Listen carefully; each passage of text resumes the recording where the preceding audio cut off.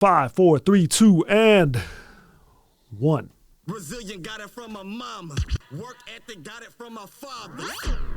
Or you can ask Ruby. Knocked out on my life, but I keep moving. What's up, everybody? You are now tuned in to the YOD podcast with the one and only Tough is Good, Smart is Better, Are You Coachable, Choose to Succeed, and then... Wild D, Wild D, Wild D. I'm the young old dude with the new ology. Leader of the new school, old mentality. Got the loose Twitter fingers. You following me? Yeah. Over your head, got too much knowledge. Graduated in games, season no salting. Outlast today, don't need no nostalgic. I'm over 38, performing like a freshman in college. I'm the youngest old dude you know. Motive with life change, effortless with the flow. Atta boy, oh, you ain't know? This man against time, and this time just had to go. Let me vest 20 pounds of haters and run some more. Steadily getting lapped, I stride around goals. Lost it, I'm found it and winning. How I catch a bunch of L's, I quarterback the beginning. Yelling YOD. Yeah, I'm a young old dude. Learn the rules like a pro, taking students to school. YOD. Up in the gym, dropping mad jewels. Still hungry, stay seasoned, play mad fool. YOD. Stay on my grind, it's that mastermind. Like wine, I get better with time. YOD. Oh, you ain't heard about me. Got everybody in the city saying YOD. Thanks for tuning in to the YOD podcast. Be sure to click follow, subscribe, and share at the YOD podcast. Visit us online at www.theyodpodcast.com. The YOD podcast with the one and only Ajan Rubin. Yes, sir. Yes, sir. How's your day going so far, Ajan? It's a great day. Always, always. Another day, woke up. Mm-hmm. Interesting story. Sarah stood at the edge of a cliff, her fear of heights gripping her like an invisible shackle. Doubts echoed in her mind, but the allure of conquering this fear spurred her forward. With a deep breath, she stepped into the unknown. As she descended, the wind whispered doubt in her ears. But her determination drowned it. The valley below unfolded like a breathtaking canvas, and with each passing moment, her fear transformed into exhilaration. Reaching the bottom, Sarah smiled triumphantly. The journey down the cliff mirrored her journey within, facing fears and ignoring doubts. The experience became a defining chapter, proving that sometimes the path to growth involves leaping into the uncertainty with unwavering resolve. How might the fear of failure today limit the possibilities for success tomorrow?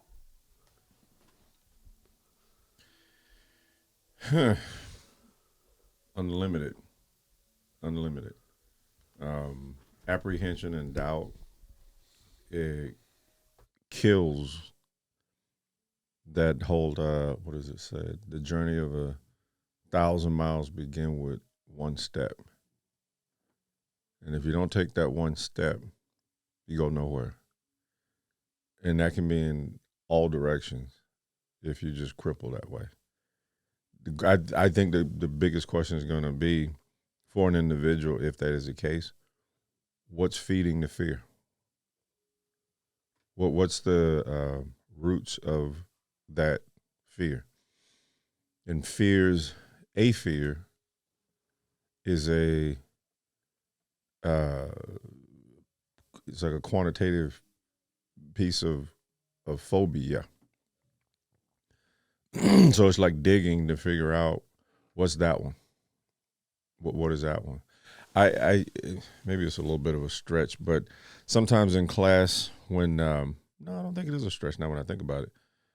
So I have my students in there's everything from actual professors teaching at universities, high-level electrical engineers, mid-level electrical engineers, software engineers, chemical engineers, biochemical engineers, goddamn, school teachers, different, whether it's middle school or high school, high level in medical management, else?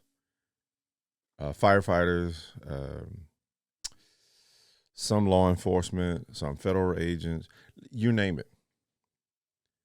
And at certain points, I stop and I say, because it's middle school kids and whatnot too, and I'll say to them, I said, oh, and I'm going to chop this thing up. I say, you guys in middle school, I said, raise your hand if you're an honor roll student or you B's and A type student, and quite a few raise their hand. And then those that don't, they don't. Whatever. I just leave that alone. It's all right. Not everybody, stellar. I go, okay. And then I say, okay, for you adults, I said, show of hands, how many of you gone through military training? Always a few of them raise their hand. Then I'll say, okay, how many of you in here have a college degree? I don't care if it's associate or above. And then almost everybody raised their hand. I go, okay. I said, so clearly you're intelligent and educated and athletic. Why do you freeze when you're trying to memorize basic 1 through 7 combinations, 1 through 4 combination, Dutch leg kick drill? Why does it just rattles you and frazzles you? I said, this is not rocket science. Like, to learn this is nothing compared to what you had to do to learn and achieve all this other high intelligence stuff. So why is that? And you can see them all go, fuck. I never thought about it that way. It's weird how thoughts are. You crippled by a thought. How does it make sense? And it's almost like we train ourselves that way until you go, what am I doing? What am I doing? And you click from there. So that's a perspective. And that shows up, I think, in a lot of things, a lot of different ways. And it just almost like sometimes when I teach the kids, especially because they like little sponge, they get it. And I'll say how they get in the ring and they go at it. And then some get really, really frustrated and they get done. Whether they win, lose, even what's crazy, even sometimes say they win the sparring match and they get out and they're emotional. And I see a teachable moment. When I see it, I know it. And they go to sit down and go, no, you two, come stand up here. And I make them stand next to me and all the kids watching. And I'll say, why are you upset? And that kid's answer, I go, okay, here we go. And I'll say, all right, win or lose. So like I said, most times maybe they come up with the loss and whatnot, but even when they win, and I'll say, why do you think you're about to cry? I don't know. I go, okay, is anything on your face hurt? No. Your shoulder? No. Chest? No. Stomach? No. Arms? No. Leg? No. Then why? And they kind of,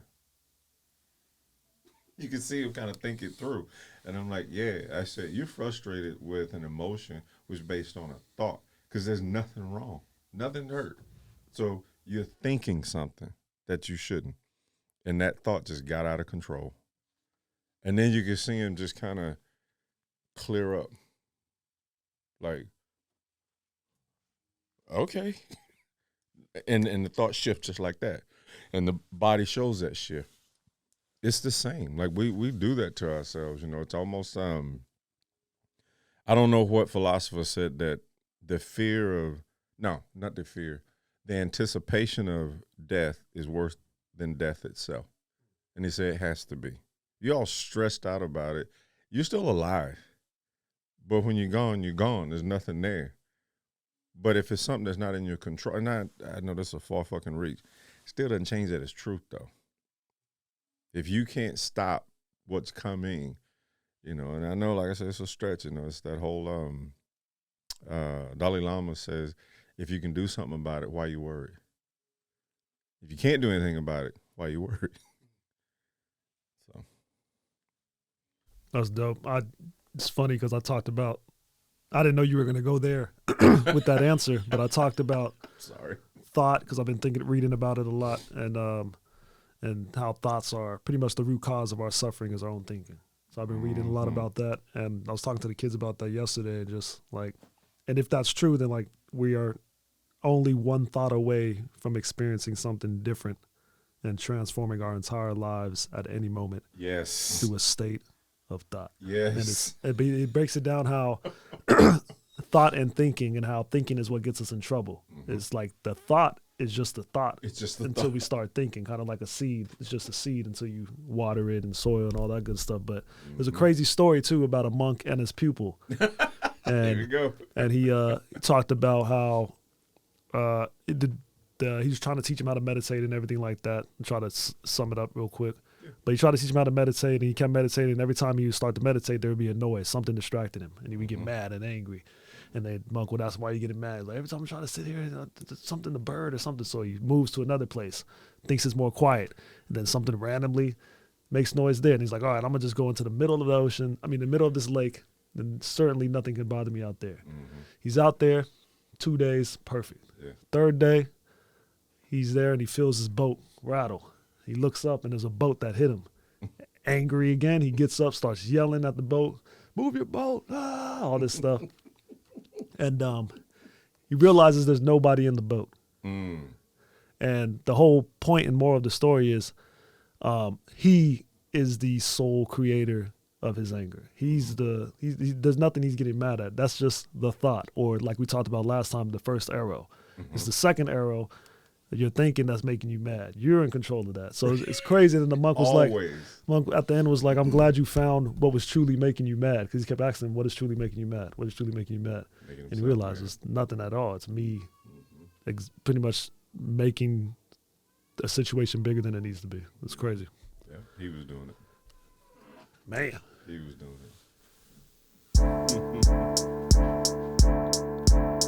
Thanks again for listening to the YOD Podcast. This podcast is brought to you by Extreme Power Gym. More than a punch, more than a kick, though, you will learn to be quite efficient at all of it. It's a mindset, a lifestyle, and for some, a life change. Muay Thai taught and learned the right way. A school where you can grow and get to know that powerful, confident self inside of you. Extreme Power Gym, 3375 Mission Avenue, Suite E, Oceanside, California, 92058. Call 760-672-8860 and speak with Ajan Rubin today. Visit online at www.extremepowergym.com. Extreme Power Gym, your Muay Thai journey, your life-changing journey, your better you starts here. Yes, sir. Welcome back to the YOD Podcast. In a small community, Mark found himself at a crossroads, uncertain about the future. He noticed a charismatic leader, Elena, emerging with a vision for positive change. Intrigued, Mark chose to follow her lead. Elena's inspiring ideas resonated with Mark, who decided to contribute his skills to her cause. Together, they gathered like-minded individuals, forming a cohesive team under Elena's guidance. They tackled challenges that seemed insurmountable alone. Mark's decision to follow Elena not only brought about positive changes in their community, but also revealed the strength that lies in collaborative leadership. Through trust and shared vision, they transformed challenges into opportunities, proving that sometimes following a leader can be the catalyst for collective success. When is it more effective to wait for leaders to guide, and when does taking initiative alone become the catalyst for meaningful change? Probably depends on circumstances at the time, and it's a mixture of it. So if you got the intellect and ability and wherewithal to do a certain thing, and during that time, let's say if you're the only person, and if you acknowledge it by default, you're going to get stuck in that position of taking that leadership role, whether you like it or not, because others are going to end up looking to you. It's like, well, I don't know how to do this, but I can do this, but tell me how to do it. And some people inadvertently end up being the person that's in charge just by default, and they don't even want to. And never forget that almost all high forms of thought all agree to the same thing. Those that are the best of leaders usually are those that don't even want to be, but they got the ability to do it. The individuals that kind of got the ability, but they're just this overly ambitious type, that's just a power-hungry dickhead. And it's just about power, not necessarily leading anything in particular, doing anything lawfully. So it's a momentary judgment call. It's like time and space, what's going on. And during circumstantial times, it always happened. Like, not to get on Black History again, but the circumstances with the Tuskegee Airmen, the circumstances with the Black Panthers, that was time and space, and who was who and who was what. And all those fellows end up kind of morphing due to the circumstances. And it's pressure, tons and tons and tons of pressure. And those that weren't made of it, well, they got crushed and squeezed out. But holy shit, for those that were made of stuff they probably didn't even know they were made of, that's how it's created. So that's an example, in my humble opinion, in even professional opinion, of how some leaders come about. And it's like if survival and moving on and moving forward, and if it's at all dire, you damn right, someone's going to emerge as a leader. You got no choice. That's going to happen. So, you spent a lot of time in the military. When it comes to following leaders and even leading, what are some things that you, when following, kind of ignore from that leader? And then the things that you kind of pay attention to as those are how he's leading. I'm going to focus on that, not necessarily on the thing. Is there ever a time, pretty much my question is there a time where you can kind of separate two different things from whoever you're following in order to follow them? Like what you need in order to follow them versus things that you may not like about them, per se. Yeah. Not too often that I've had not the best of leaders. Most that I had during my time were badasses. I gotta say, it is what it is. I mean, shit, when I came in, I did have some that were badasses, and they were biggest like a motherfucker, though. Good, man. And they didn't, it just came with the territory. But, and it definitely was an aspect of like, Ralph, you all right. You a pretty good goddamn Marine. And you can feel that undertone. Never say it, but you can feel it, for that kind of thing. And I'd look past that part. Like, what else you gonna do? You know what I mean? And it's like I grew up with that. I even remember I had some teachers that were pretty good, but I can tell same thing. I was still less than them. It's a skin tone. It's just that whole thing. But let's say we get past that. Some individuals that are great leaders, and that's their professional expertise. But on a personal level, they're a disaster. I look past that, because that has nothing to do with the job at hand. And for some odd reason, it never hinders their ability to shine like new money when they're in charge.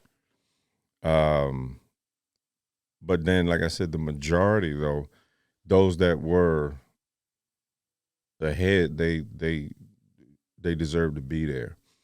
And I always liked those that were even more so like stellar. There's a saying in the Marines we used to have. It says, it was a phrase, as you call it, the CO's wishes.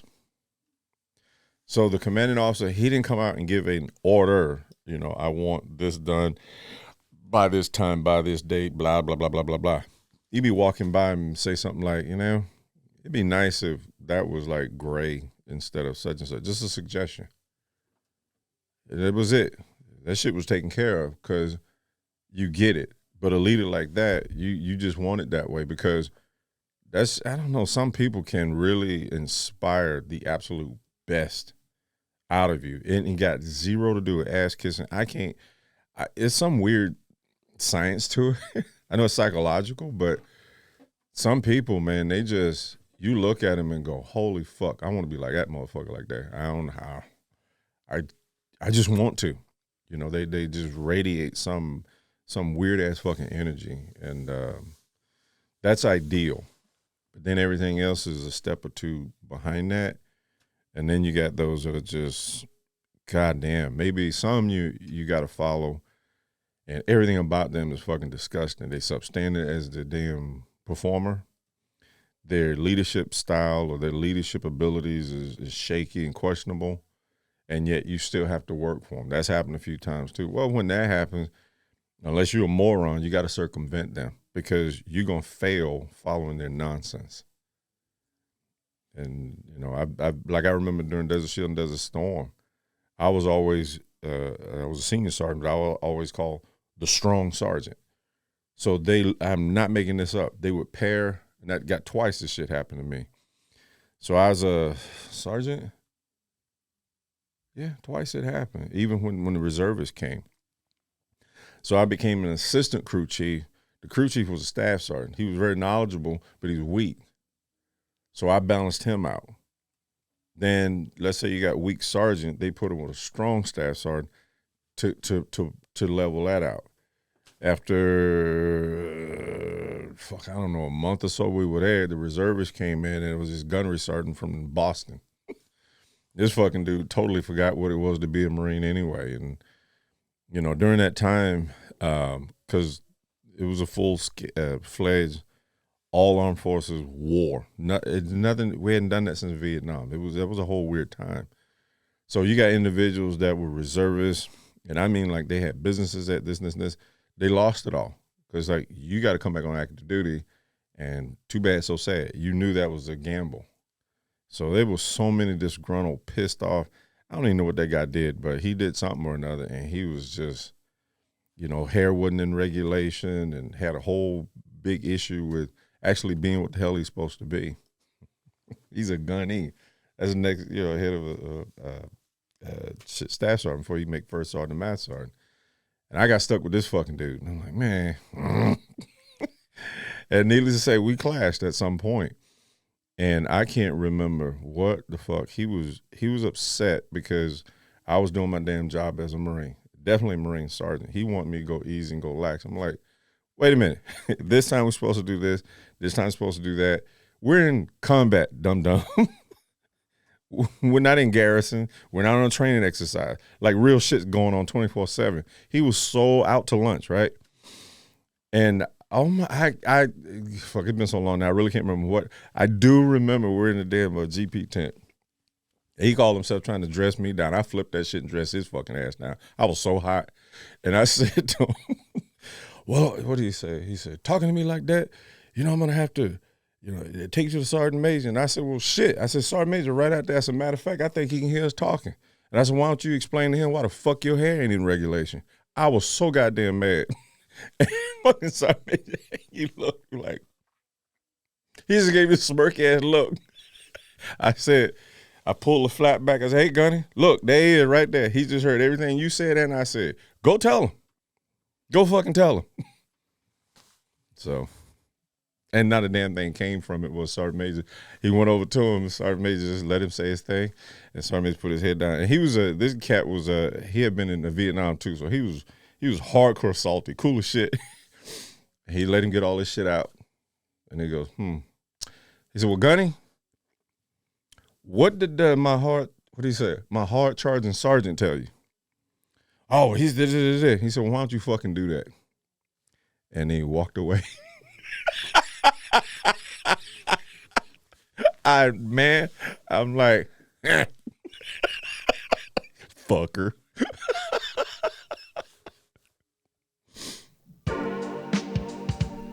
That moment, that opportunity where you just can't help but get it off your chest. You know, that burning desire to say what's on your mind. And right now, it's that time for Arjan Rubin to get it off his chest.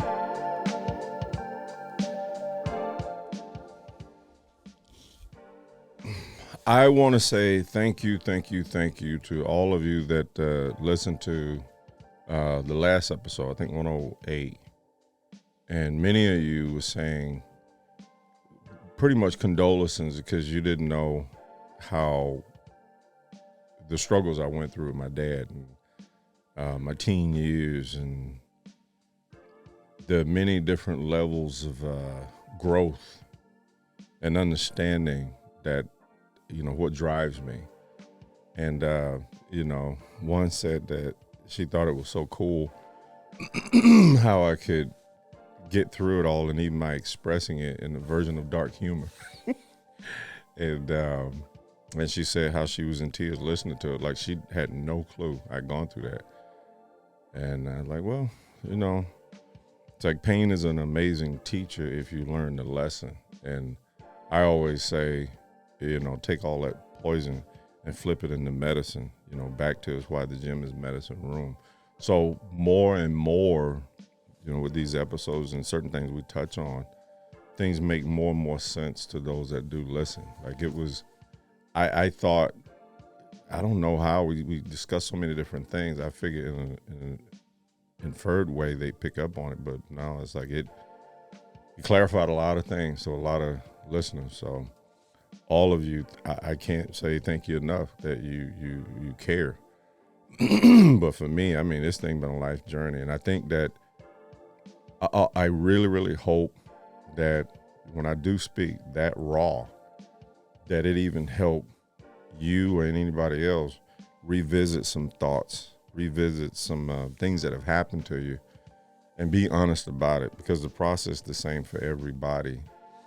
During our developmental years, they stay with us till we die. There was a child psychologist that was a student of mine in the late 90s. And he had said to me, I didn't even know that's what he was. He was a student. He was talking one day, and this is coming all the way back so strong, and it hit the same point. He said, this is a human behavioral thing for all of us. He said, when we're kids, at some point, you can't wait to grow up and be an adult. You want to be on your own, do your own thing, and then you don't want nobody bothering you. You go your way, do your thing. You don't want your parents hovering over you. He said, but then this is this weird flip. So when we do become an adult, he said, every single one of us literally spend the rest of our life dealing with our childhood.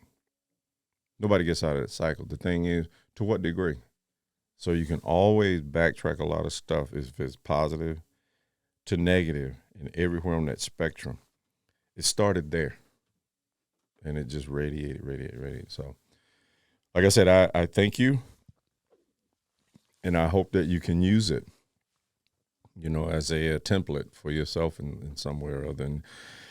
And also, like I said, I am at an age now, it's actually fucking fun for me to talk about anything. It's like, because I can see now I'm so much farther from, they say you can't see the forest for the trees. I see the forest now because I'm not right up on the fucking tree anymore.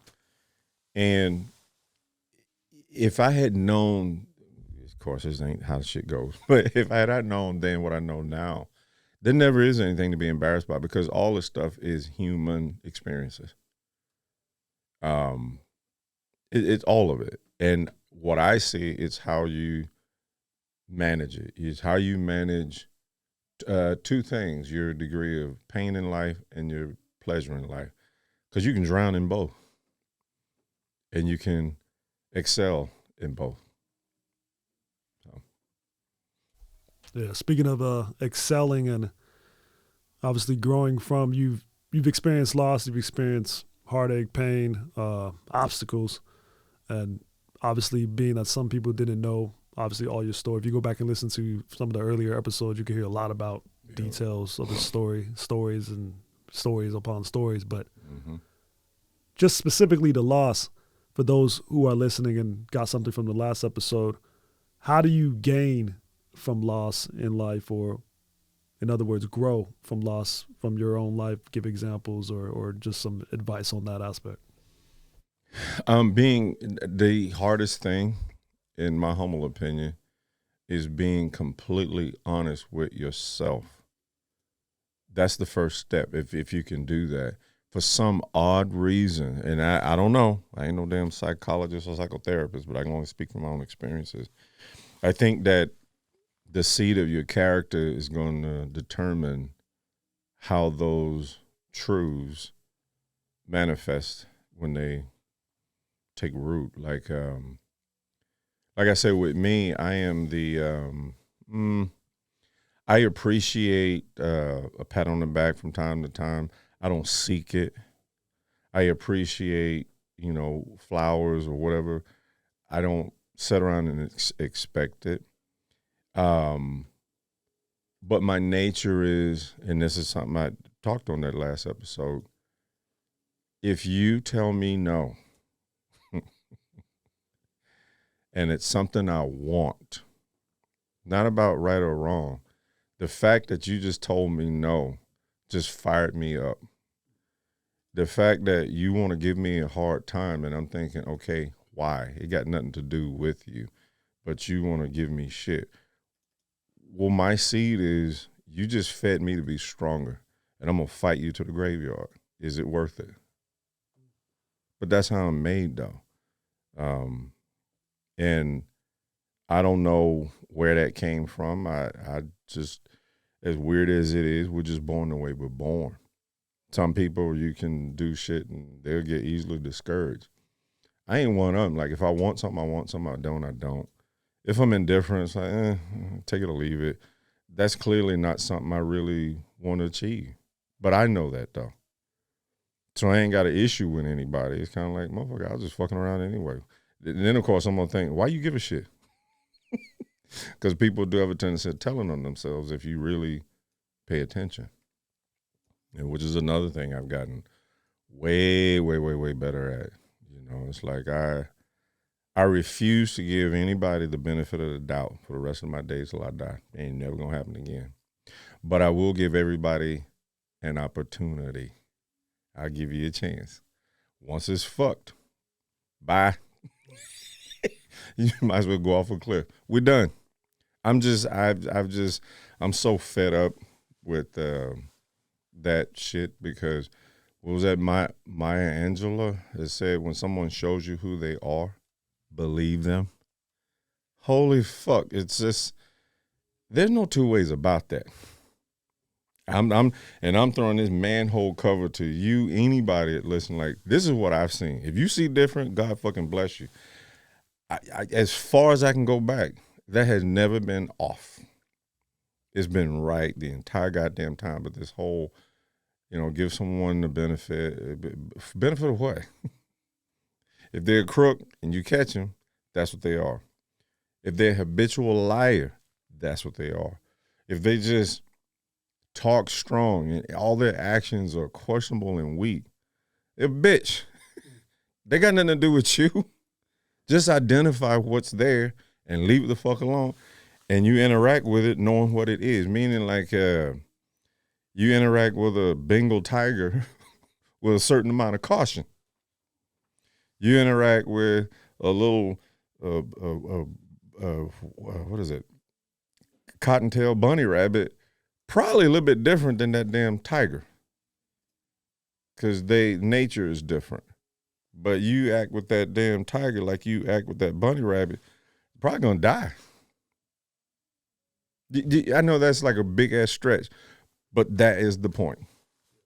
Respect what is, make decisions according to that, and just leave shit alone. To hell with your ideas of that. Oh, that tiger's so pretty, though. Yeah, from afar. You don't go fuck with that thing. That kind of thing. This is kind of in connection with my next question, but with that line of thought, and for those listening, if they were to take that same approach, obviously everybody's not you. So yeah. Obviously it flips on the other side as well. Mm-hmm. So you got to expect other people to treat you with that same velocity, I guess, when it comes to trust and things like that. Last night I said twice. I said in the little kids class and I said in the teen and adult class. I said, guys, I've come to this conclusion. I said, if you don't learn anything else from me while you're my student, you're going to learn integrity. I said, because that's who I am. I say what I mean what I say. That's it.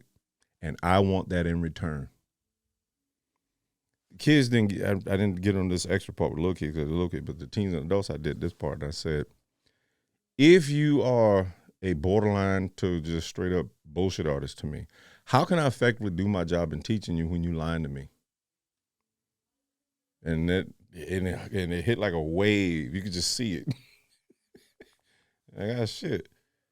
And to me, those that really reacted, they didn't even know their body was responding to what I said. They know they got some bullshit going on in them. Because it's like, you say to me, I want to achieve so-and-so. So, okay, well, I need you, when you're not here in the gym, I need you to do this, this, this. But you telling me, yeah, I'm doing this, this, this. And then I'll watch you on the floor and get you in the ring, and you run out of gas or you crossing your feet, like you're doing some more weird shit.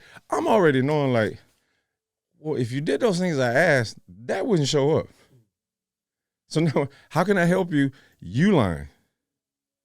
I'm doing my part. You ain't doing your part. And I say, 2-3 times that happened, I said, and I said, I store it. Like there was two little girl, well, kind of one team, one 15, 13, whatever.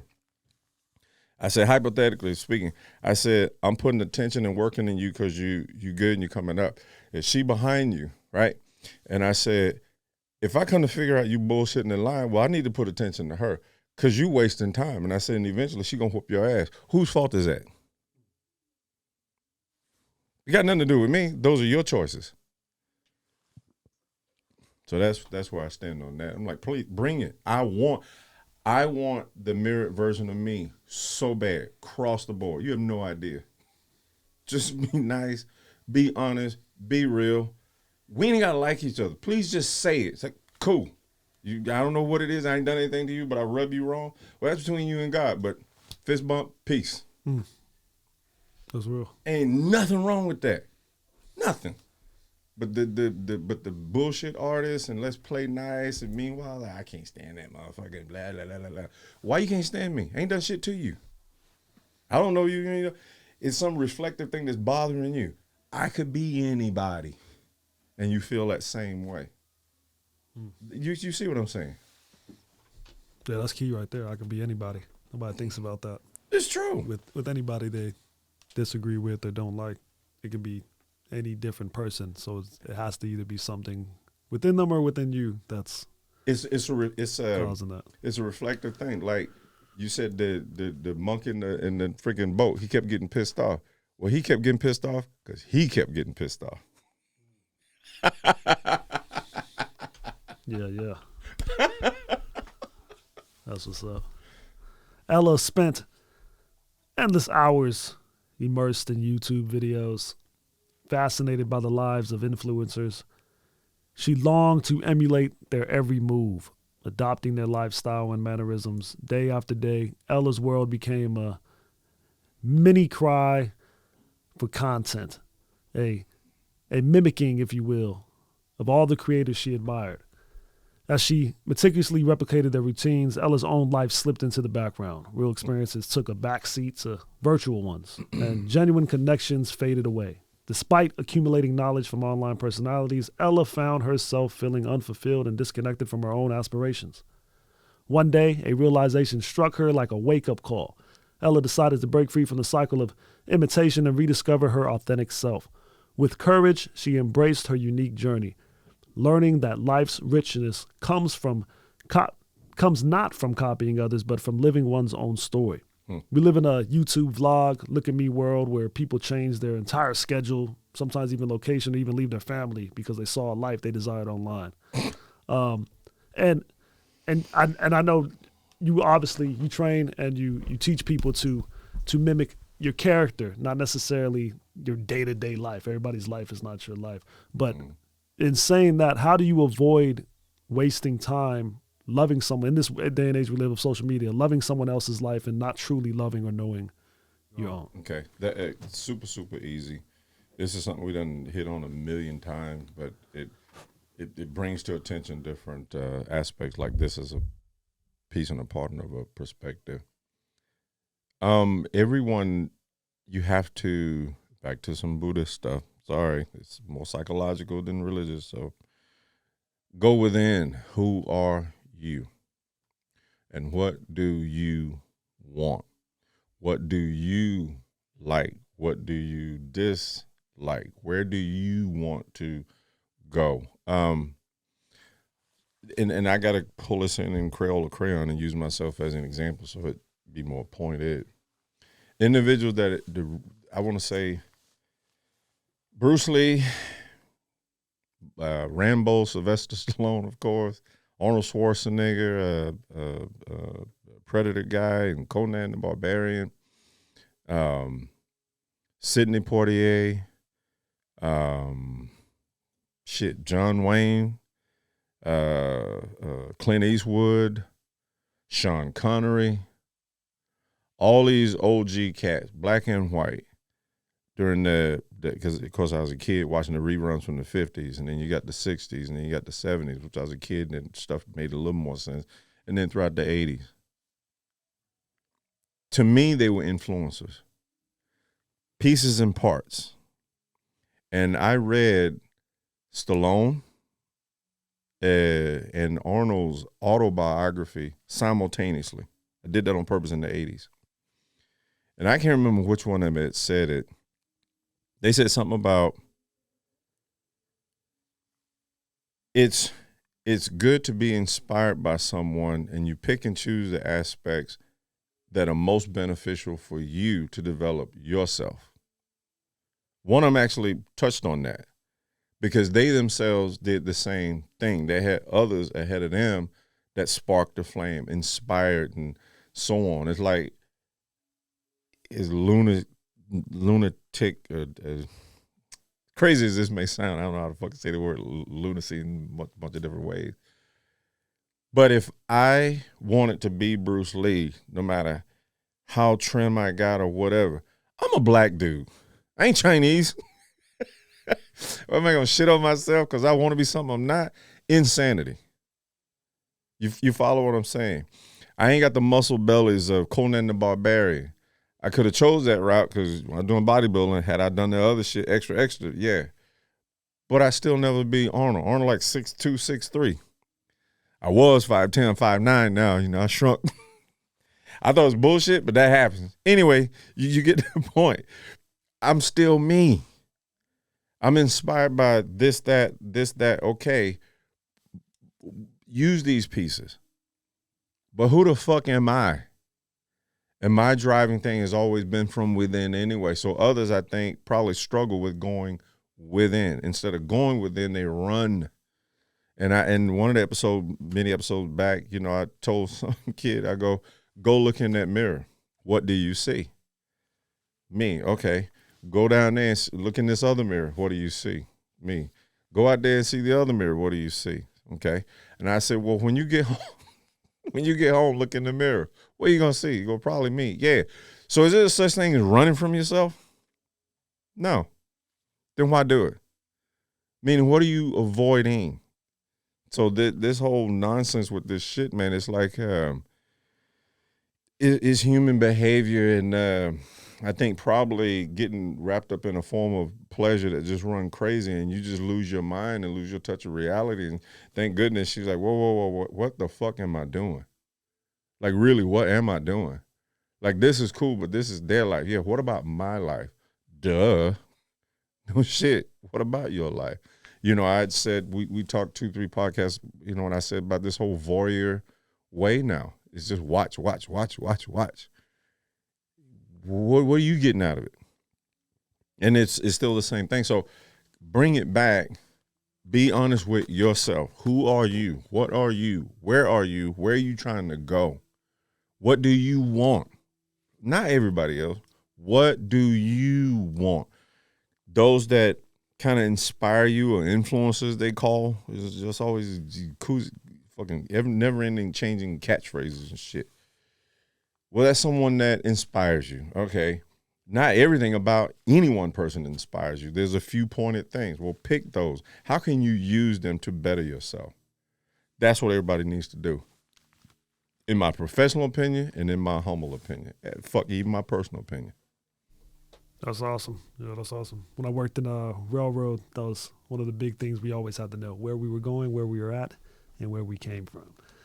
If not, you get caught on that radio. Damn. If you don't know those information, got to know it all at all times. That's what's up. Just to kind of close it out, and we could probably go deeper into this next time, but when you talk about obviously finding what works within that person and fits your life, and you obviously find, and there's always a debate And a lot of times in the black community, there's a debate all the time when it comes to following athletes and celebrities and even historical figures like MLK. They say, well, he cheated on his wife and this and that, right? But that goes back to your point, right? Yeah. And that's because it's a huge argument all the time because they're like, why we got our young kids following this person? And then they point to all the negative, right? Mm-hmm. And then why do we follow this guy or idolize this guy when negative? Yeah. Instead of, like you said, looking at it from a logical and intellectual point and not just dumbing it down like we're all just dumb followers and I'm gonna do everything he does. No, it's not that. And I hate that because there's like you said, I like how you broke that down. There is a way to follow people and obviously find what fits into your life and what are those awesome characteristics that you can use to kind of elevate yourself within your own life. So talk about that and just how it's okay to separate and we're not all just dummies and say monkey see, monkey do, if you will. Part of it is visceral, meaning you feel what you feel. And so I'll give respect to that, but then pull it back to just reality. Most individuals that always point fingers and fault at others kind of fit in this category of what my mom used to always say. She said some shit about this country, so go with it. She would say, don't just look at the front yard. Go look in the backyard. And if you can walk in the house and go through to see the backyard, it'd be even better. And I go, what does that mean? And she said, Junior, most people will do their best to keep their front yard looking really, really good, but their backyard is usually a fucking mess. And then those, if their backyard a mess, their house ain't too clean. But them the ones that always got some shit to say and pick and criticize others. And those that don't usually got a relatively a clean house through and through. They ain't got a whole lot to say. Why? Because it's hard to keep it that way. You're going to hypocrite someone that something's off. Like, bitch, we're all human. It's hard. It's a lot of goddamn work. And then there's circumstances. Always extenuating circumstances. So that's where that comes into play. I said all this shit just to say this right here. I always say every single human being you see has a story. That's fact. Everybody. So you're going to criticize a person for being human and they got, maybe they slipped right here and you don't like that part. Okay, but you got 95% all this wonderful shit that's done, but you only want to look at that 5%. You're an idiot. Absolute goddamn idiot. To which anyone in their right mind should stop and go, okay, well, let me put a microscope on your punk ass. What's so great about you that you got to just shit on that and just try your best to amplify that 5% that's off? No one's perfect is the point. There's going to be varying grades, and then there's time, and then there's space, and then there's circumstances, all this was extenuating shit. But in general, what has that person achieved? And if it's way bigger and more than them and others have benefited, but you're going to shit on it, fuck you. You're just garbage. Indeed. And in closing, it's dope that obviously the listeners are commenting, letting you know how they feel about what they're hearing. So if you like what you're hearing, if you got a question about what you're hearing, if you something connected, leave it in the comments section. Hit up Ajan, and we can always, like we did today, talk about it on the show. Yeah. Any closing thoughts for today, Ajan? No, man. I just love the fact that there's this energy we got. This shit works. Word. Keep on keeping on, or what they say in the 70s, keep on trucking. Country song, keep chugging along. Yep. Keep singing your old song. All right, let's get out of there. Cool. Thanks for tuning in to the YOD Podcast. Be sure to click follow, subscribe, and share at the YOD Podcast. Visit online at www.theyodpodcast.com.